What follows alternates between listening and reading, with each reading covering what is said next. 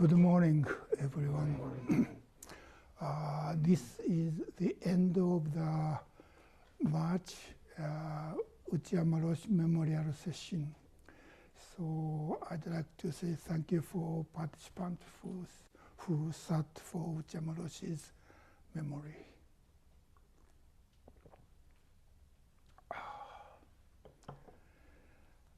I continue to talk on this book, Opening the Hand of Thought. I started to talk on this text in 2006, I think July. So I have been talking on this text for more than 20 years. And this is, in my record, this is 261st talk. So this is a kind of a memorial also. And hopefully I can finish this text today. Let's see.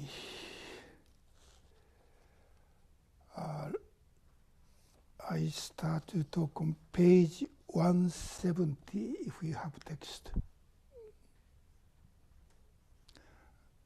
The last paragraph. This paragraph starts with the poem. The poem is saying, this I is the self of the whole Dharma world, whether I think so or not. This self of the whole Dharma world fulfills the role of life, when in life, and the role of death, when in death. Life is the manifestation of one's entire self. Death is the manifestation of one's whole self. Let me read another paragraph. As I said before, we don't actually live and die in our thought, in our thinking. When we are alive, life is the whole, all is alive. When we are dead, death is the whole, all is death. When we are alive, the entirety of life beyond thought is living. When we die, all of life, including thought, will die. When we are alive, the self of the whole Dharma world is in the role of life. Then, when we die, the self of the whole Dharma world is in the role of death. This is the meaning of life is the manifestation of one's entire self. Death is the manifestation of one's whole self. After I retired, being retired became a manifestation of my whole self. This chapter 8 is Uchiyama Roshi's final lecture at Antaiji, the day before he left Antaiji. And he was 63 years old. So as a retired person, he was young. Actually, he was young, 15 years younger than me. I am. But when I read this book or this lecture, I feel I'm still 26-year-old young monk. You know, he's still higher than me. It is a kind of interesting feeling.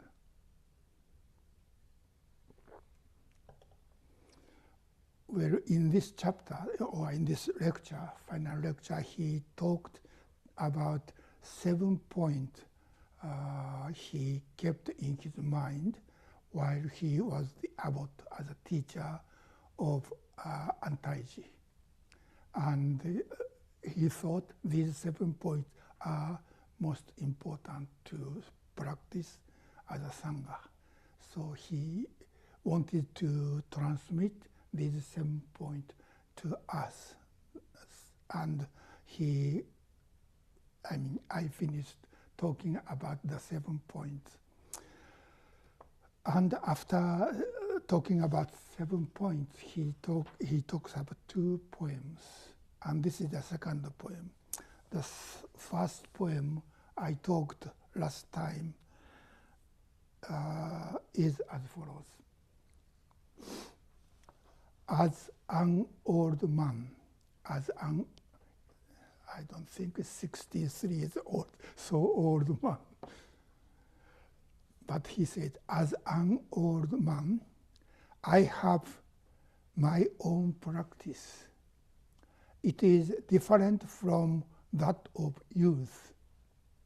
It is not working facing outward to the outward, but just facing inward, gazing at myself. And like the clouds that disappear into the expansive sky, I too will disappear quietly. So disappear quietly means to die, to go away. So he's saying, he retired when he was 63 because his health was not in good shape. He couldn't sit session anymore. That's why he retired. He had to retire. And so probably he didn't expect that he lived long after retirement, because he had a TB since his 20s. So physically he is a very weak person. But unexpectedly he lived almost 25 years after that. He died in 1998. He was born in 1912, so he was 86 years old. So after this he lived more than 25 years. But I think when he gave this talk, he didn't expect he lived long. So what he expect for him is to see himself inwardly, stop working outwardly to other people. But his work is to see into himself and die quietly. Actually, during this 25 years, he wrote many books. So it was more than he expected. He gave a series of lectures for, I think, more than 10 years. And most of his talk on Teisho, on Shobogenzo, was transcribed and became books. So most of books on Shobogenzo was written, not written, but he gave a talk and someone transcribed and he kind of rewrote. That was how his books on Shobogenzo was made. So he did many things. So he was not, even though he didn't talk with people, but he talked to himself and tried to explain or express his understanding of Shobogenzo to other people. And he wrote books. he wrote several books about aging. And, for example, Dogen Zenji died when he was 53. So he couldn't write anything about aging. So I have no teaching about how to age, how to live in my aging period. So his books about aging was really precious, important teaching, at least for me. So I really appreciate his talk, even though he only gaze or see into himself and he disappeared quietly. But still he, how can I say, explain or express his teaching about the Dharma. So he died, I think, March 13th. That's why we have memorial session in March. And my friend told me that day was full moon day. Full moon day in this time of the year means, actually in lunar calendar, was 15th of the second lunar month, and that was Buddha's Nirvana day. So he passed away in the same day. Anyway, so in this first poem, he said after his retirement, he just watching himself. It is like the session, during session, we meet and see only ourselves, doesn't know others. So what he's saying is, after retirement, his life is like a continuous session, just seeing himself. And I'm going to the next, second poem written by him at the same time. That is, let me read this again. This I, he said, not he said, but we translate as this I.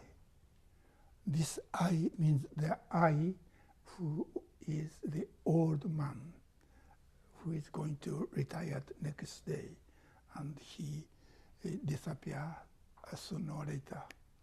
That I. So this I is I as individual person. In my book of structure of the self, I said this I has three aspects. One, first is I as individual person. In this case, Kosho Uchiyama Roshi as an individual person, and he is going to retire and he's going to die as an individual person.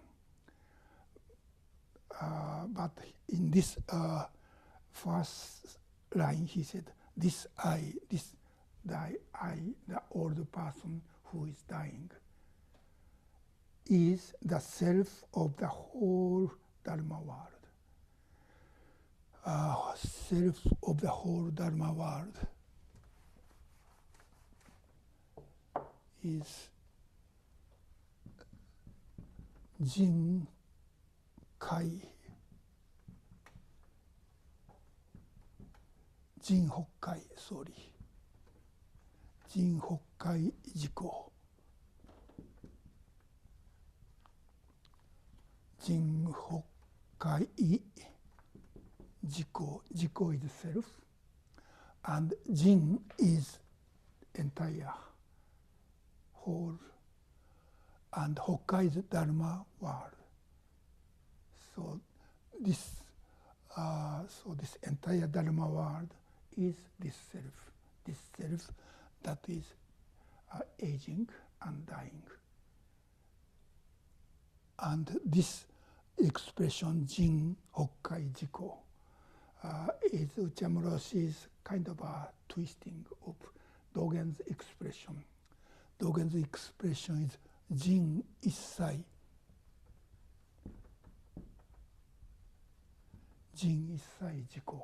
I think he wrote in Shobo Genzo Yui Butsu Yo Butsu, that only Buddha together with Buddha. So this entire being within this, within the network of interdependent origination, this is intranet, and we are existing as one knot of this net, the thread. So as a thread of, as a knot of this network, this is me, this is one individual. We think we are individual. But this is only the knot of all different kind of causes and conditions or threads. So there's no such individual independent person. That means we are, all of us are empty. There's no fixed self-nature, no fixed existence that can exist without relation with others. We are existing within the relation or connection with others means when something changes, we have to change. So there's nothing fixed. That is what we are empty means.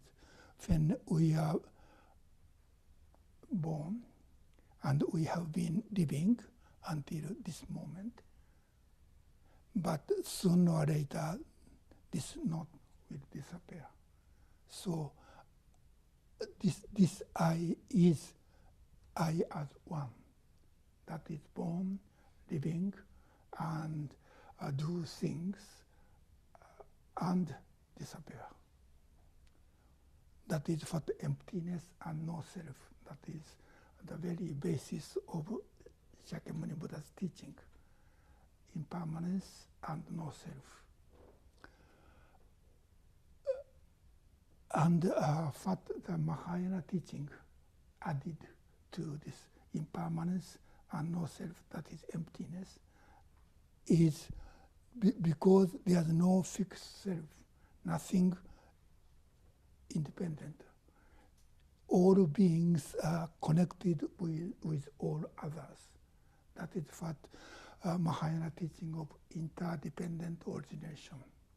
In the early Buddhism, this same Sanskrit expression is translated into English as a dependent origination. But in Mahayana, the same word is translated as interdependent origination. That means each of these nodes are interconnected and interpenetrate. That means this entirety is one thing. There's nothing independent. And these things are coming and going, arising, staying for a while, and perishing. And this I is the I he wrote in the first poem. And in this second poem, he's saying, this I who was born, live, and die is nothing other than the self of the whole Dharma world. We are one with all world.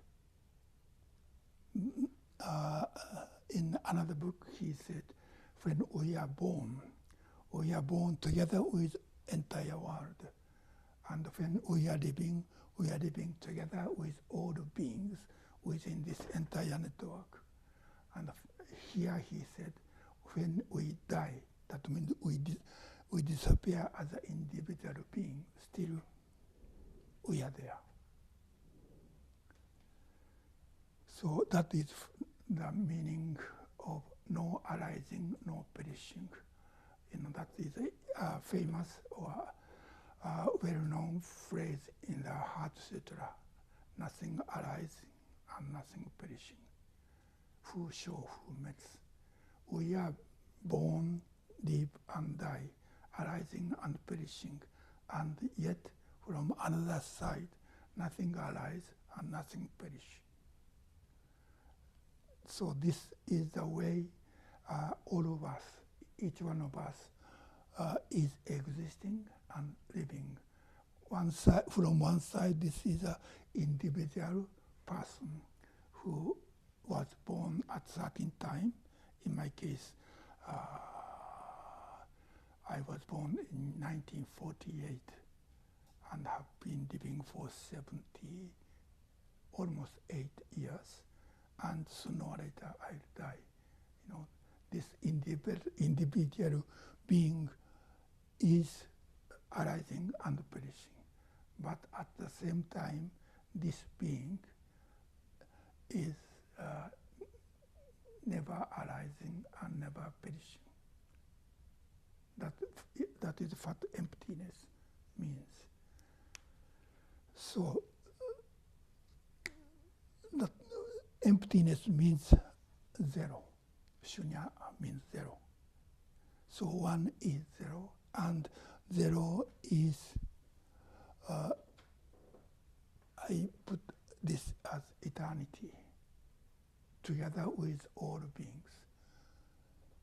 So the self has three kind of aspects, and those three are not partial each other, but this is entirety.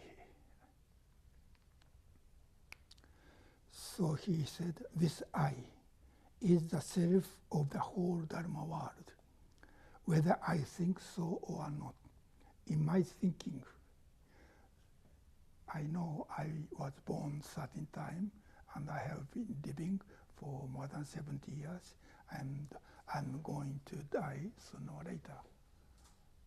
This is my thinking, and other thinking, this is right.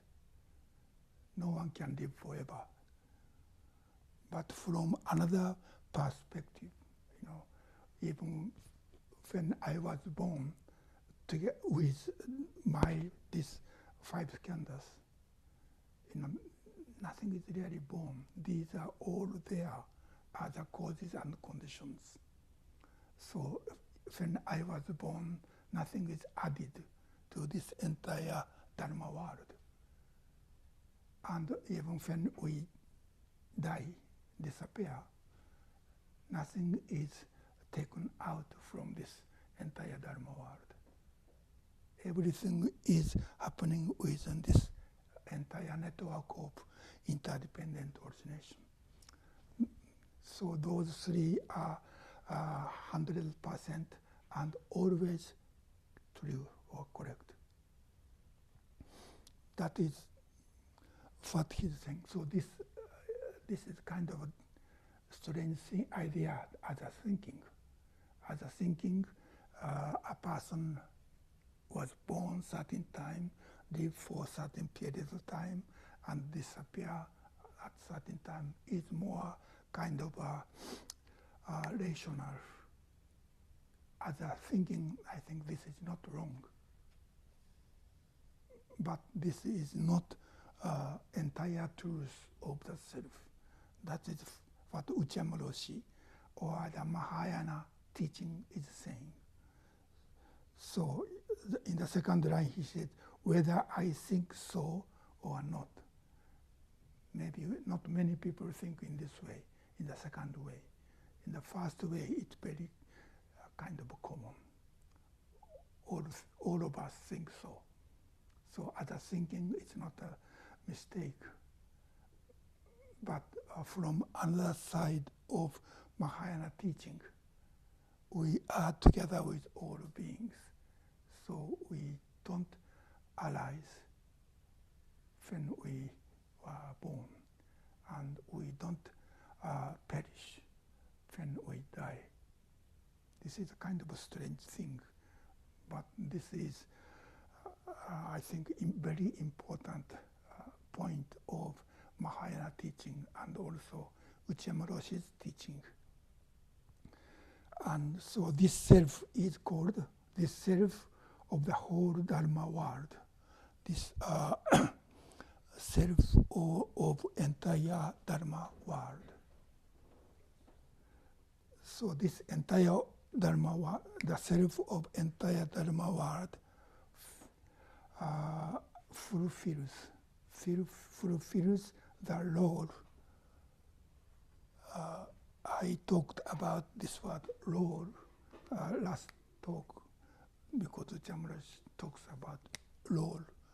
That means in each moment, or when we are a baby, we have a role. As I said, role is a translation of hayaku.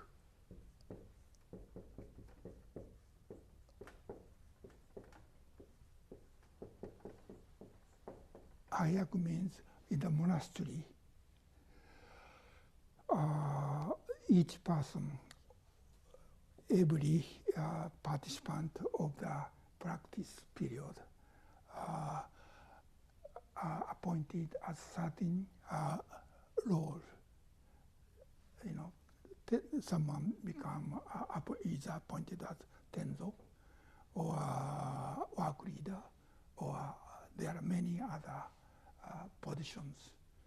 That was how the participant of the work period needs to focus.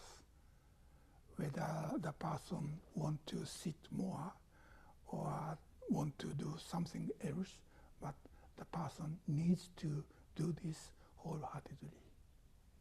That is the meaning of hayaku.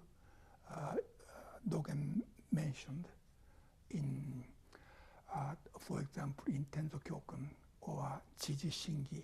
Chiji is administrative officers in the monastery.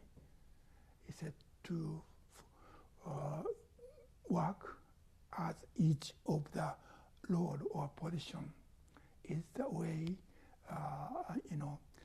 ancient Zen masters study the Dharma, not as a thinking or knowledge or Dharma teaching, but as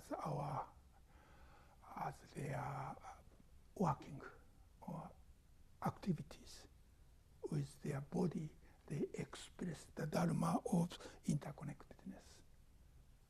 So Zazen and Dharma studying is not only important things in the monastery, but working together with other monks in peace and harmony is also a very important way of studying Dharma.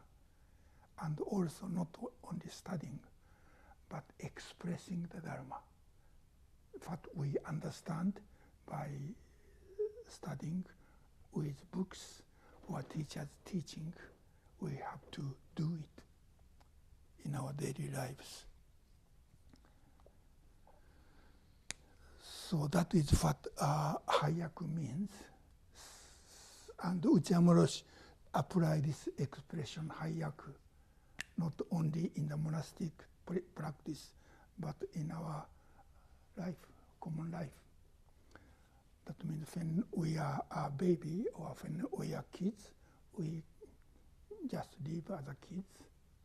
And when we are student, we have to study. And when we finished education, we have to do something. And in this case, Uchiyama Roshi is talking his work as the abbot of Antaiji. That was his role, his position. And now he said, after his retirement, his role or hayaku is to be a retired person. So this hayaku is how this individual person, part of this network, do things based on the situation or condition within this moment. What can I do? What we should do using this particular body and mind. that is what Hayaku means. So in this line he said, fulfills this self, this I that is at the same time the self of entire Dharma world, fulfilled the role. Fulfills the role of life when in life. So when we are alive, we fulfill the role of living. And the role of death when in death. So when he died, he said he is not stop practicing, but he is practicing as a dead person. So nothing disappears. That is the meaning of the very important expression in Dogen's teaching. That is, life is the manifestation of one's entire self. This is the manifestation of one's whole self. We made a little change, but this is a translation of very famous Chinese Zen expression that is Sho ya Zen Ki Gen. Sho ya Zen Ki Gen. And second line is, I'm sorry, Shi ya Zen Ki Gen.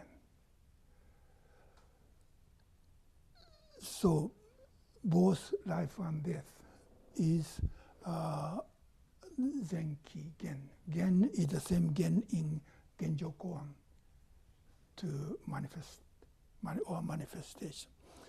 And Zenki, I think Zenki is your name.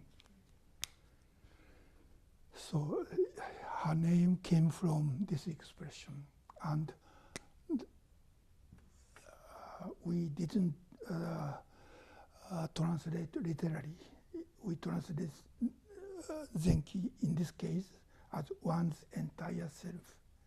But I translate this as a total function.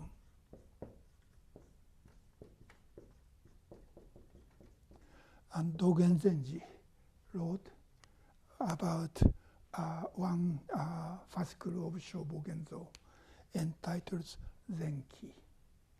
And this is very important.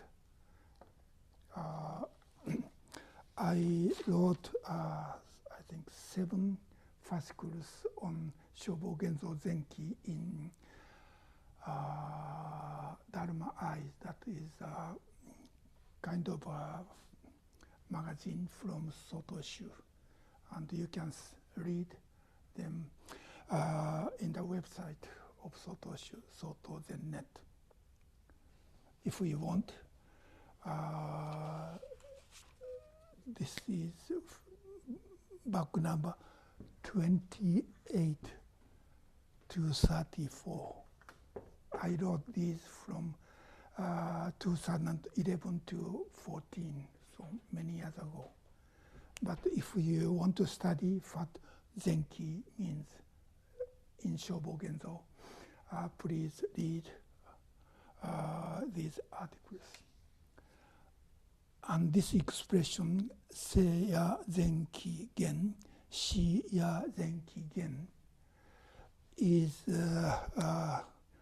Chinese Zen master who is Yuan Wu, or let's see.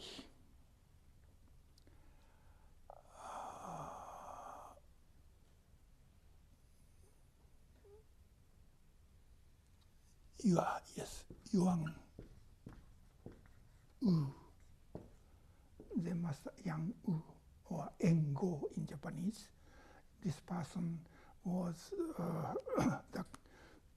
Zen master who made commentaries on 100 koans, and the original 100 koan and his commentary became Hekiganroku, or Blue Cliff Record.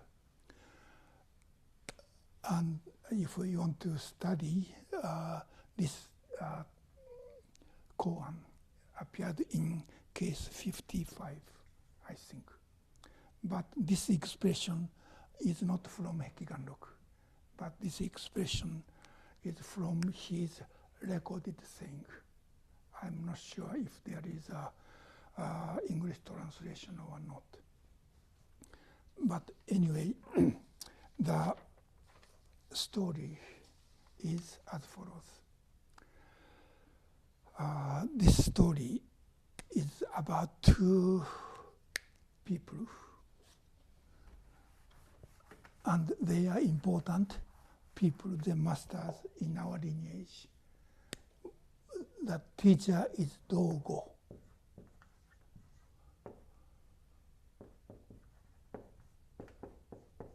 Enchi. And student name is Zengen.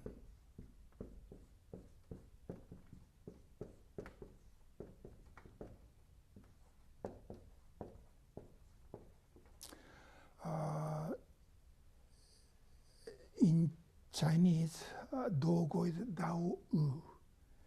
And well, I don't think you need Chinese sound. Anyway, they are about, I think he was a Tenzo. And one day they visited lay people's home because they had a funeral. And the story is, Dao or Dogo and Zengen went to a house to make a condolence call. That means someone died. Zengen, the student, tapped the coffin. He tapped the coffin of the dead person and asked to his teacher, Dogo, asked, alive or dead? Is the person in the coffin alive or dead? I don't think he had a question if this person was still alive or not, because they are, going to have a funeral. It's certain the person is dead, but still Zengen is asking alive or dead. So this alive and dead is not the same meaning as we commonly talk about. Then Dao, the teacher, said, I won't say alive, I won't say dead. So I don't say alive or dead. Then Zengen said, why won't you say, why don't you give me the answer? Then Dogo continued, I won't say, I don't speak. That is end of the conversation before the funeral ceremony. And on their way back to the monastery, so funeral is over, still Zengen has a question, same question. So halfway back, as they were returning to the monastery, Zengen said, please, my teacher, tell me right away, right now. If you don't tell me, I'll hit you, I'll beat you. Then Dogo still said, you may hit me if you want, but I won't say. This is the beginning of this koan story. It's much longer, but I don't have time to talk about the entire story. But this person, Yuan Wu, in his teaching about this story, Yang Wu said, life is Zenki Gen, and this is also Zenki Gen.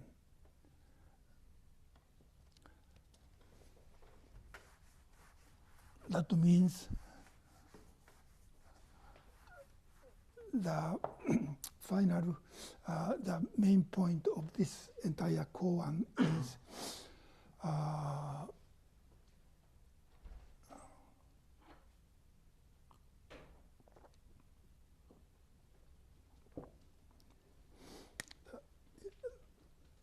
this person's question, life or alive or dead, is not alive and dead of this I in Uchiyama Roshi's expression. This I in the coffin is already dead. That is no question. But there is another life and death. And he want to ask his teacher what this life and death who is not this I. That means the self of entire Dharma world. Is this dead or alive? And Tao continues said, not to say is who do.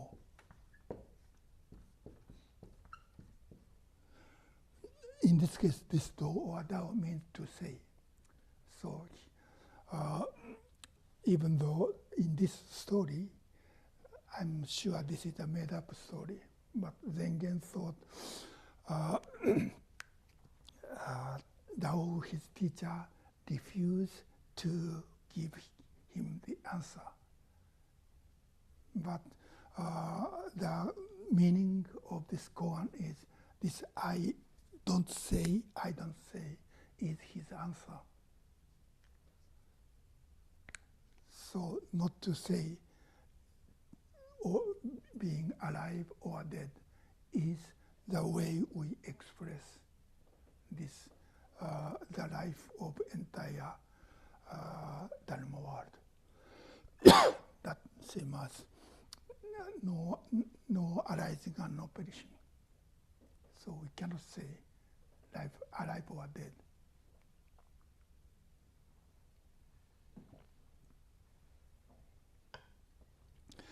So now I have to talk about Zenki.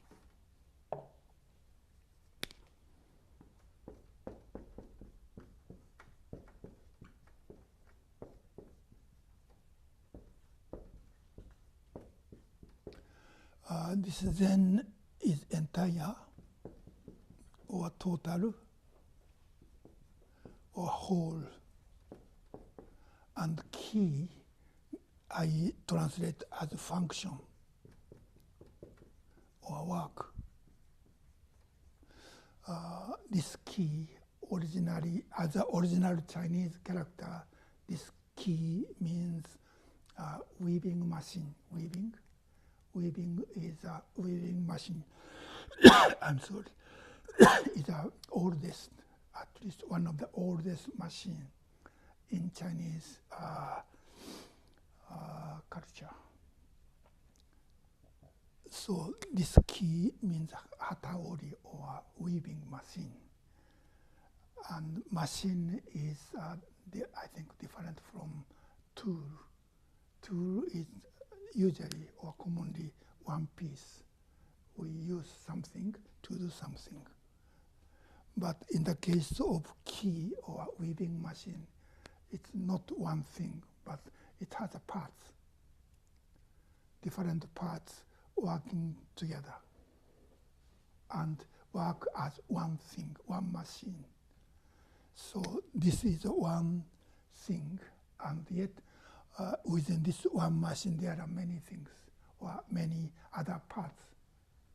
So that is a way, this weaving machine can be an analogy of Indra's net.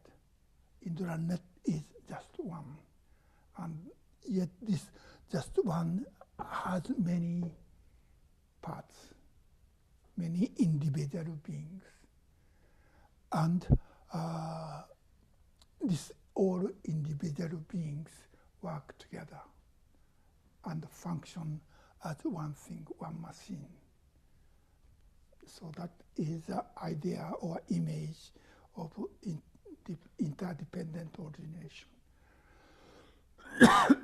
So from one perspective, each and every part are independent and different.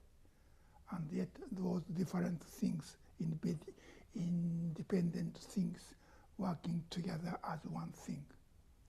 That's why I often say this is same as 5 fingers and 1 hand. This is really 1 hand. When I see this 1 hand, there's no separation between each fingers. But when I see this as 5 fingers, then each finger is different.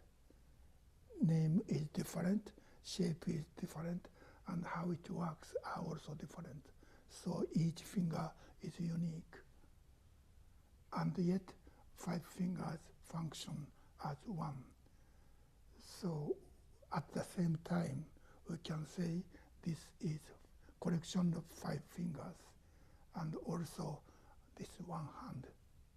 When we see this 1 hand, these 5 fingers, that separation of 5 fingers disappears, this function as one. And not only the hands and fingers, but each part of our body is the same thing. Each are independent, and yet as one body, its function work together. That is the kind of a way Mahayana Buddhism see how we are existing as from one side an individual person which has unique karma. Therefore, we are all unique. We like something and you don't like something. And I can do something and you cannot do something. And what you can do, I cannot do. So each are independent and unique. And yet all things within this network working together. So in a sense, this Zenki means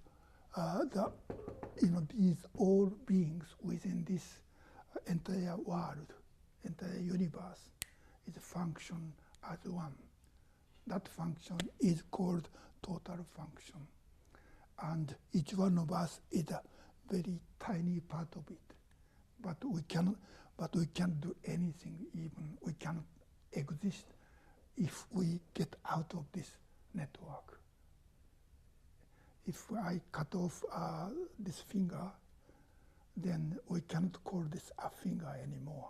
This used to be a finger after cutting off, but this is just a collection of bone and meat. We can't call this a finger anymore when it's separate from one hand. That is how we are living together within interconnection. And what Uja Maros is saying in here is this is not only when we are alive, but even when we are dead,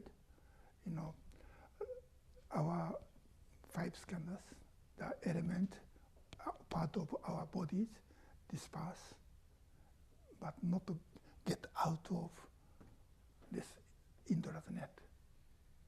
Nothing is lost. Even when, as I said, even when I was born, nothing is added to this Dharma world.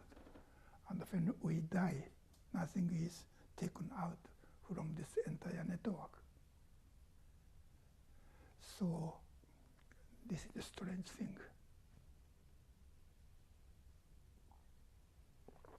But according to Uchiyama Roshi's this poem, that is how we are. But we only see the karmic person as a collection of 13 five skandhas. And if these five skandhas dispersed, then shohaku will disappear. And that is true. It's not shohaku, but everything which used to be a shohaku's part doesn't really disappear. Everything is there. That is how Uchiyama Roshi sees his life from those three perspectives. 11.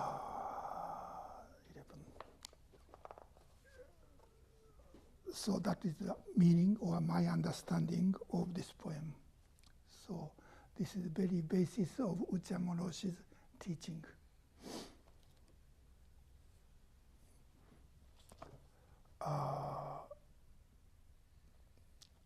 And let me read next the paragraph. He talks about this poem. As I said before, we don't actually live and die in our thought. We think about life and death, but we don't live and die within our thinking. Thinking is a part of my life. So my thinking cannot face death. When we are thinking, no matter how sick we are, even we are in the near-death experience, still we are 100% alive. And we have connection with entire world. And only my thinking, my thought, think I am dying. And that is true as a thinking. It's not a mistake. But actual life and death doesn't take place in our thinking. That is what Uja Maros is saying. So that's why he always said, don't worry about dying. Or this is maybe Saoki Roshi's. When Saoki Roshi visited a person who is very sick and who is dying, and the person said, I'm afraid of death, dying. But Saoki Roshi said, don't worry, you can die. And I think that is true. But we, as an individual karmic self, we have fear, of course, and we are afraid of what happened after my death, how my family can continue to live, or how, in my case, how this sangha continue, or how this human world can be in peace and harmony. There are many things I can worry, but that is all thinking. When we die, what he's saying is, when we die, that kind of thinking is also dying. So Saoki Roshi and Uja Maros said, don't worry, just die.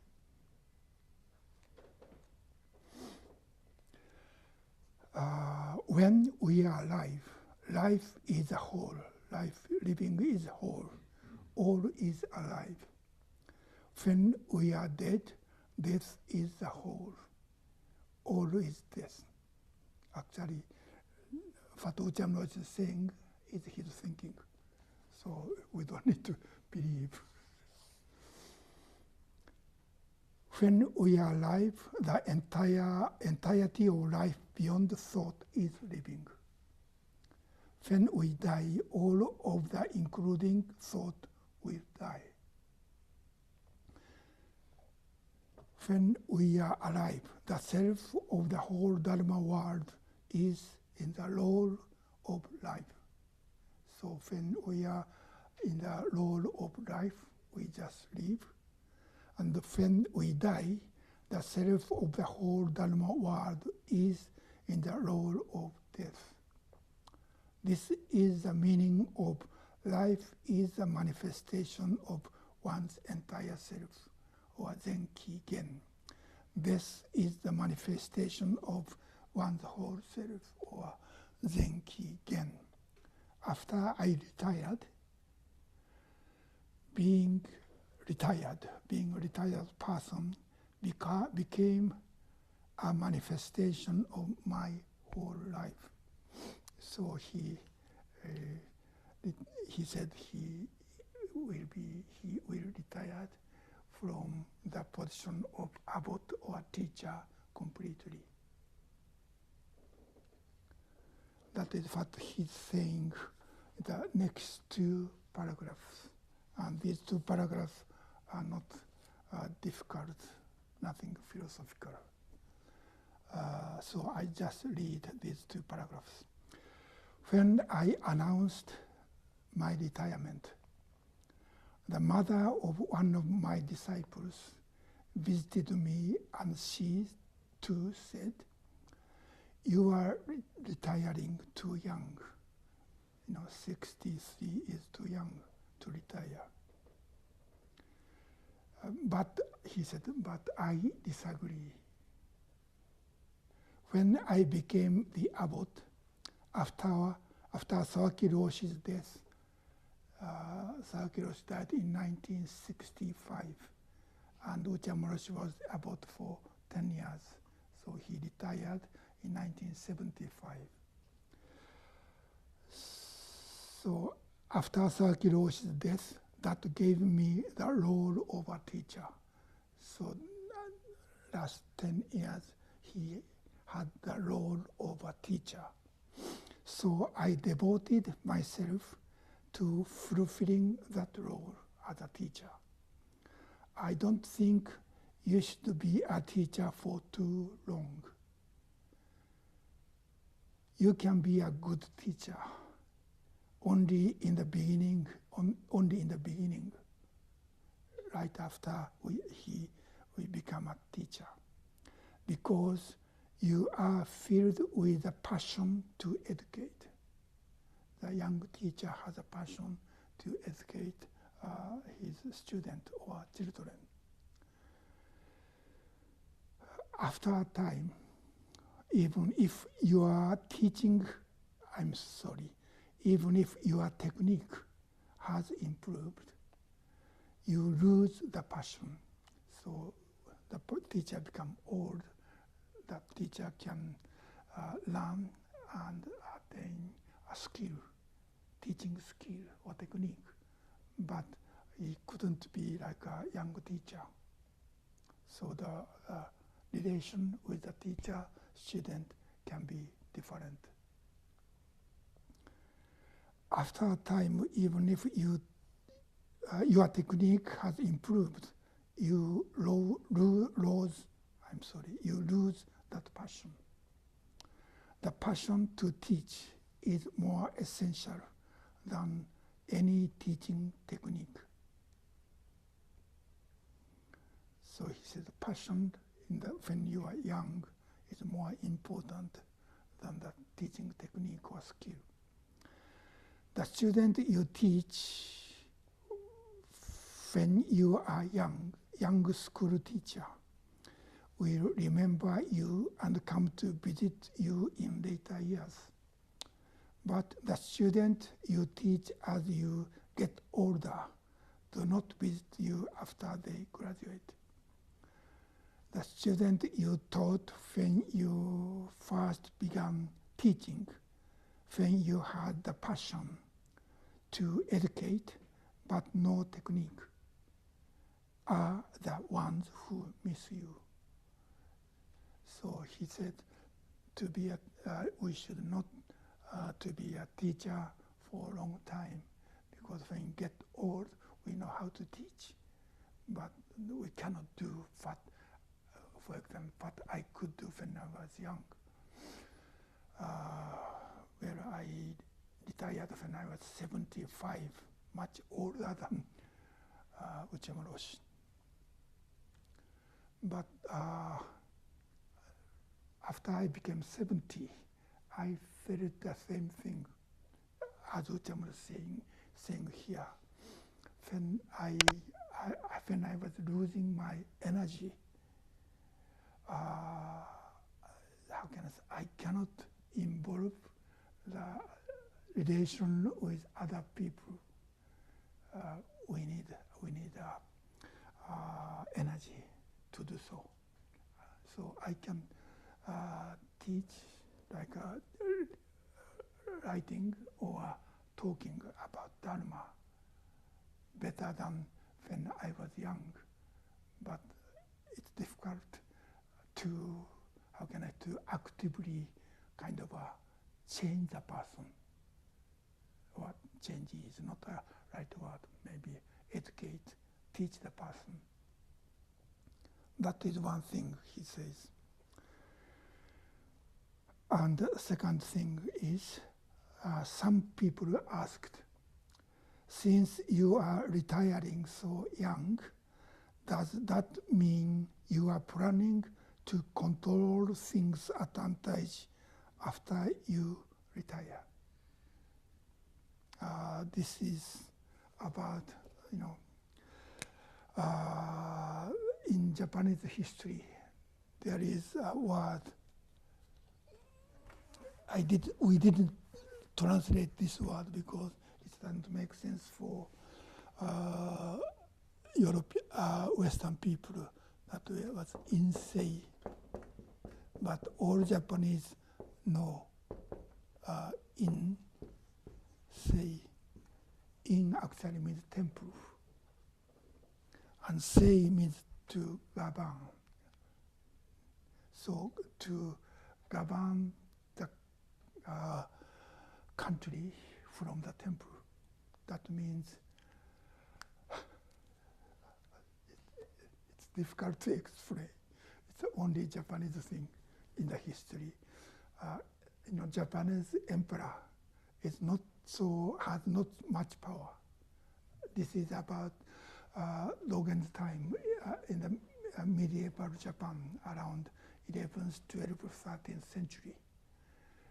The emperor didn't have actual political power because usually emperor's grandfather, that means mother's father, was the had actual power. And the main thing the emperor need to do is ceremonies. But when the emperor retired, he became free from this system. And the retired emperor is the head of what they call head of the royal family. And that person was free from this system, so he could do whatever he wanted to do. I don't know, I don't really understand why the person could do such a thing. But and when emperor retired, usually they became a Buddhist monk. I don't think it's a good thing. So those people lived in the temple and do the actual governing work with power. So there are many emperors did the same thing. And that form of governing the country is called insei, temple politics.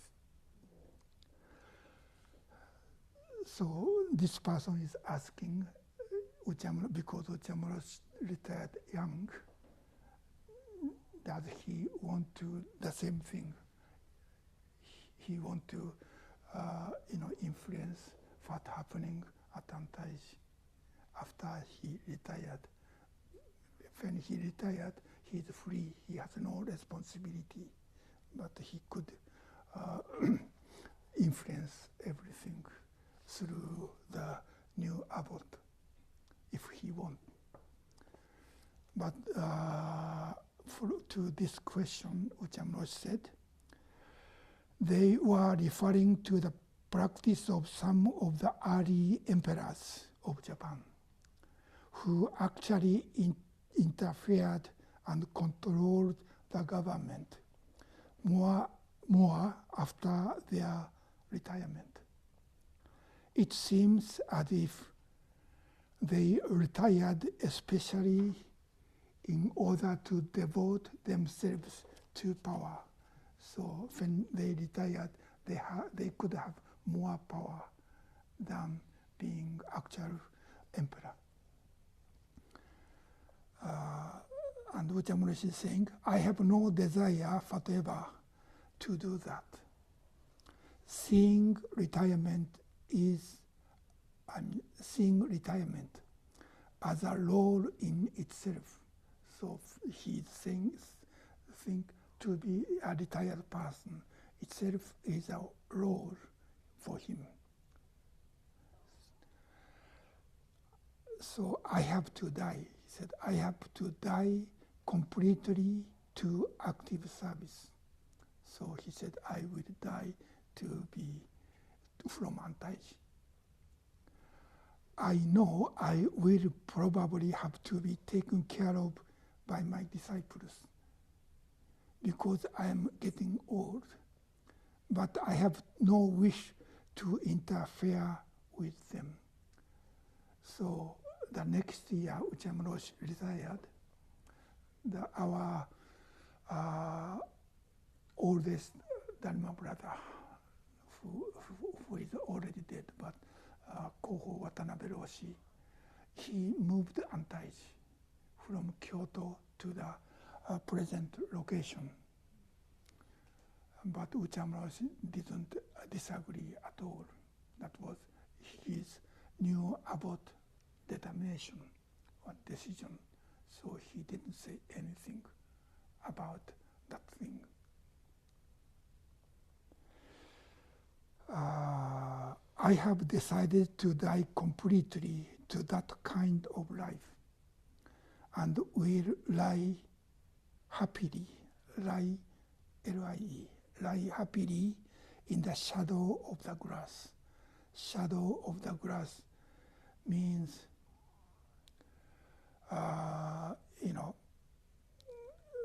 in the ancient times, they didn't have gravestone. They just bury dead body in the ground, and grasses grow from that ground. So the actual graves are underneath the grasses.